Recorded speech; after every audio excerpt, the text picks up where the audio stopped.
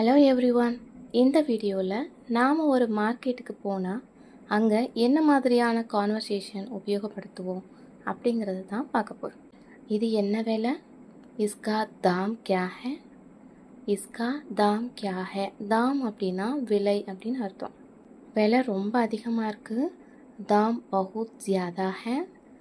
தாம் பஹுத் ஜியாதா ஹே. கொஞ்சம் கம்மி பண்ணுங்கள். தோடா கம் கீஜியே. தோடா கம் கீஜியே. இது ரெஸ்பெக்டாக சொல்கிறதா இருந்தால் நாம் கீஜியே அப்படின்னு சொல்லலாம். வித்தவுட் ரெஸ்பெக்டாக சொல்கிறதா இருந்தால் கரோ, தோடா கம் கரோ அப்படின்னு சொல்லலாம். சில்லற இருக்கா? கியா ஆப்கே பாஸ் சுட்டே ஹே? கியா ஆப்கே பாஸ் சுட்டே ஹே? சுட்டே அப்படின்னா சில்லறை அப்படின்னு அர்த்தம். மீதி பணம் கொடுங்க. பாக்கி பைசே தீஜியே. பாக்கி பைசே தீஜியே. என்கிட்ட சில்லறை இல்லை. मेरे पास छुट्टे नहीं है. मेरे पास छुट्टे नहीं है. சில்லறை நீங்களே வச்சுக்கோங்க. சுட்டே ரக்லோ. சுட்டே ரக்லோ. நீங்களே அப்படிங்கிறதுக்கு ஆப்கே பாஸ் ரக்லோ அப்படின்னு சொல்லலாம். சுட்டே ரக்லோ அப்படின்னு சொல்லலாம். பில் கொடுங்க. பில் தீஜியே. பில் தீஜியே. ஆன்லைனில் பணம் அனுப்பலாமா? क्या मैं ऑनलाइन पेमेंट कर सकता हूँ?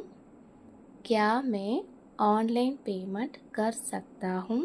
இதை ஒரு பெண் சொல்கிறதா இருந்தால் கர் சக்தி ஹூம் அப்படின்னு சொல்லலாம். ஜிபே இல்லைன்னா ஃபோன்பே இருக்குதா அப்படின்னு கேட்குறதுக்கு ஜிபே யா ஃபோன்பே ஹே கியா? ஜிபே யா ஃபோன்பே ஹே கியா? கியூஆர் கோடு காட்டுங்க. QR code திக்காயியே.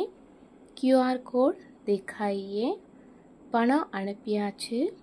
பேமெண்ட் ஹோ கயா. पेमेंट हो गया. चेक பண்ணுங்க. जांच कीजिए. जांच कीजिए. இதை जांच कीजिए அப்படின்னு சொல்லலாம். செக் कीजिए அப்படின்னு சொல்லலாம். இந்த மாதிரி யூஸ்ஃபுல்லான ஹிந்தி வாக்கியங்களுக்கு நம்ம ஹிந்தி ஸ்கூல் சேனலை ஃபாலோ பண்ணுங்கள். தன்யவாத்.